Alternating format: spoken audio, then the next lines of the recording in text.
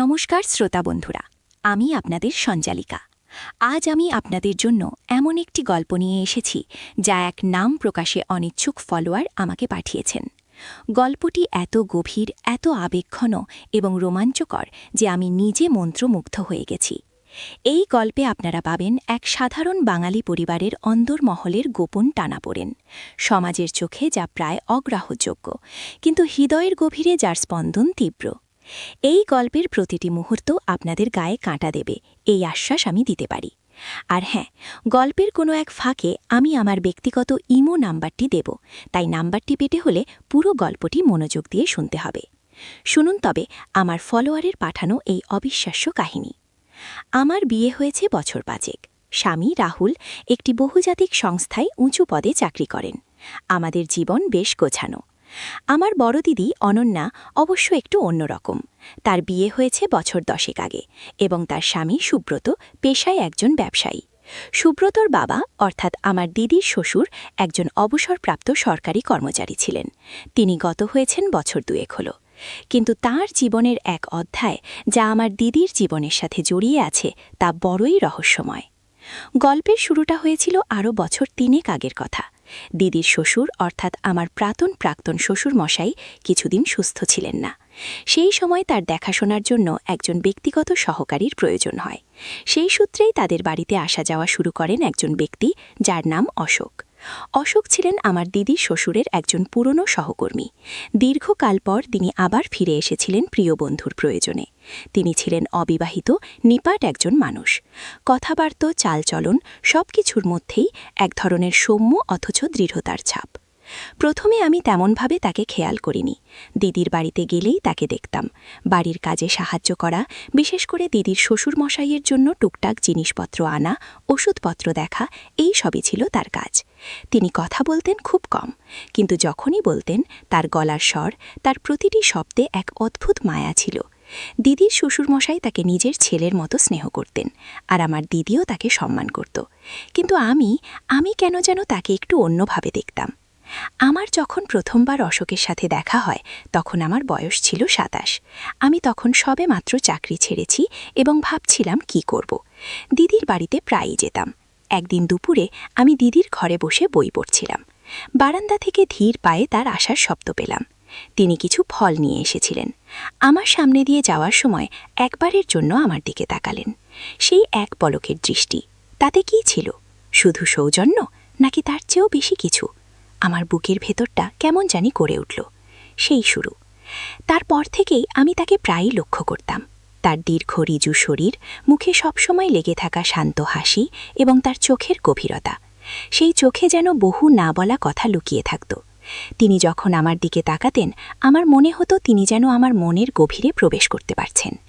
এই অনুভূতিটা আমার কাছে নতুন ছিল। আমি বিবাহিত, স্বামীর সাথে আমার সম্পর্ক ভালো, কিন্তু এই অন্যরকম টান, এই নিষিদ্ধ আকর্ষণ, এটা আমাকে প্রবলভাবে টানছিল। একদিন আমি নিজের ঘরে বসেছিলাম। মনটা খুব খারাপ। সামান্য একটা বিষয় নিয়ে রাহুলের সাথে সামান্য ঝগড়া হয়েছিল। সেদিন মনটা বিক্ষিপ্ত ছিল। আমি বারান্দায় এসে দাঁড়ালাম। সন্ধ্যা নামছিল। হঠাৎ দেখলাম অশোক গাছতলায় দাঁড়িয়ে কি যেন দেখছেন। আমি এগিয়ে গেলাম। তিনি আমার দিকে তাকিয়ে একটু হাসলেন। কি দেখছেন এত মন দিয়ে? আমি জিজ্ঞাসা করলাম। ওই জবা ফুলগুলো কত সুন্দর ফুটেছে। তার উত্তর, হ্যাঁ, খুব সুন্দর। আমি বললাম। কিছুক্ষণ আমরা চুপচাপ দাঁড়িয়ে রইলাম। পরিবেশটা ছিল নিবিড়, শান্ত। হঠাৎ তিনি আমার দিকে ঘুরে দাঁড়ালেন। আপনার কি মন খারাপ? তার প্রশ্ন। আমি অবাক হয়ে গেলাম। এত সহজে তিনি বুঝে ফেললেন। আমার ভেতরটা দুলে উঠল। না, তেমন কিছু নয়। আমি আমতা আমতা করে বললাম। আপনার চোখ বলছে অন্য কথা। তিনি নিচু স্বরে বললেন। তার গলার স্বরটা আমার কানে যেন অনুরণিত হতে লাগল। আমার মনে হলো এই মানুষটা আসলে অন্য জগতের। সে আমার মনের কথা শুনতে পায়। আমার ভেতরের সব দ্বিধা, সব ভয়কে সে এক নিমিষে বুঝে ফেলতে পারে। আপনার সাথে কথা বললে মনটা শান্ত হয়ে যায়, আমি অকপটে বলে ফেললাম। তিনি হাসলেন। সেই হাসি যা আমার হৃদয়ে কাঁপন ধরায়। আমারও তাই মনে হয়, তিনি বললেন। সেই দিন থেকে আমাদের মধ্যে এক অলিখিত বোঝাপড়া তৈরি হলো। আমি যখনই দিদির বাড়ি যেতাম অশোকের সাথে আমার দেখা হতো। আমরা আড়ালে কথা বলতাম, কখনো বাগানে, কখনো নিচতলার বারান্দায়। আমি আমার মনের সব কথা তাকে বলতাম। যা আমি রাহুলের সাথেও শেয়ার করতে পারি না। তিনি সব শুনতেন, কোনো উপদেশ দিতেন না, শুধু শুনতেন। আর তার ওই গভীর চোখ দুটোতে আমি এক অদ্ভুত নির্ভরতা খুঁজে পেতাম। আমার মনে তখন তোলপাড়, এই সম্পর্ক কি ঠিক? সমাজের চোখে এটা কি গর্হিত অপরাধ নয়? আমি বিবাহিত, আমার স্বামী ভালো, আমি কি করে এমন ভাবতে পারি? কিন্তু মন তো মানে না।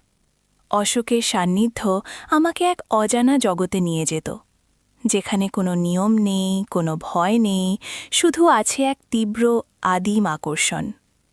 একদিন দুপুরে দিদি আর সুব্রত বাইরে গিয়েছিল।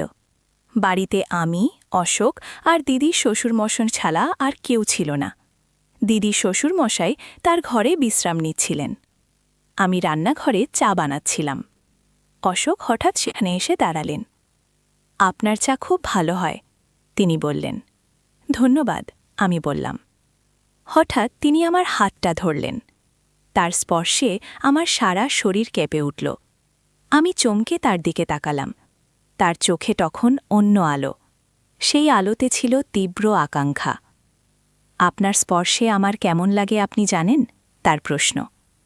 আমার মুখ দিয়ে কোনো কথা বের হল না, শুধু তার চোখের দিকে তাকিয়ে রইলাম। আমার মনে তখন হাজারো দ্বিধা, হাজারো ভয়। কিন্তু এই মুহূর্তটা, এই নিষিদ্ধ আকর্ষণ, এই নিষিদ্ধ স্পর্শ, সব কিছুর অর্থে ছিল এক তীব্র আবেগ। তিনি আমার দিকে একটু একটু করে এগিয়ে এলেন। আমি সরে গেলাম না। আমার ভেতরের সব কিছু তখন যেন ওয়াইল্ড ফায়ারের মতো জ্বলছে। আমি আপনাকে অনেক দিন ধরে, তিনি বলতে শুরু করলেন, কিন্তু তার কথা শেষ হল না। আমার মনে হল আমি যেন তলিয়ে যাচ্ছি। এই নিষিদ্ধ টান, এই অভাবনীয় আকর্ষণ আমাকে কোথায় নিয়ে যাচ্ছে আমি জানি না। গল্পটি লেখানে শেষ হবে না। এরপর কি ঘটবে তা জানতে হলে আপনাদের কমেন্ট করে জানাতে হবে।